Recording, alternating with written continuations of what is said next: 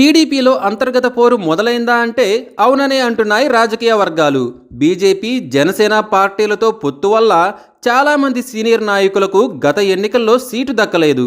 కూటమి అధికారంలోకి వచ్చిన తర్వాత నామినేటెడ్ పదవులు సైతం పైరవీలు చేసిన వారికే కేటాయిస్తున్నారు. దీంతో పార్టీ కోసం కష్టపడిన వారికి, సీట్లు త్యాగం చేసిన వారికి ఎటువంటి ప్రాధాన్యత లేకుండా పోయింది. ఇటీవల ఉమ్మడి కృష్ణా జిల్లాలో ఓ వెలుగు వెలిగిన మాజీ మంత్రి పార్టీపై ఘాటు వ్యాఖ్యలే చేశారు.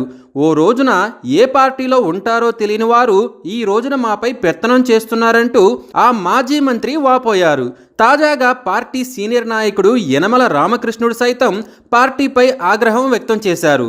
పార్టీపై యనమల బీసీ అస్త్రాన్ని సంధించారు. ప్రత్యేకించి కమ్మకులం వారి వెనుక చౌదరి అంటూ ట్యాగ్ తగిలించి మరీ ఆయన చంద్రబాబుకు రాసిన లేఖ ఇప్పుడు ఏపీ రాజకీయ వర్గాల్లో హాట్ టాపిక్గా మారింది.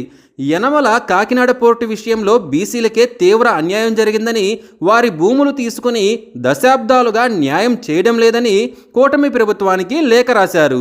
యనమల రాసిన లేఖలో కేవీ రావుని చౌదరి అని, మురళీ చౌదరి అని ప్రత్యేకంగా ట్యాగ్ చేశారు. దీంతో ఆయనకు కమ్మకులం మీద ద్వేషం ఉందనే చర్చ సాగుతుంది. యనమల తీరుపై టీడీపీ నాయకులు ఆగ్రహం వ్యక్తం చేస్తున్నారు. పార్టీలో యనమల ఫ్యామిలీకి చంద్రబాబు మంచి గుర్తింపు ఇచ్చారని గుర్తు చేస్తున్నారు. ఆయన కుమార్తెకు టికెట్ ఇచ్చి ఎమ్మెల్యేను చేశారు. ప్రభుత్వ విప్ పదవి దక్కింది.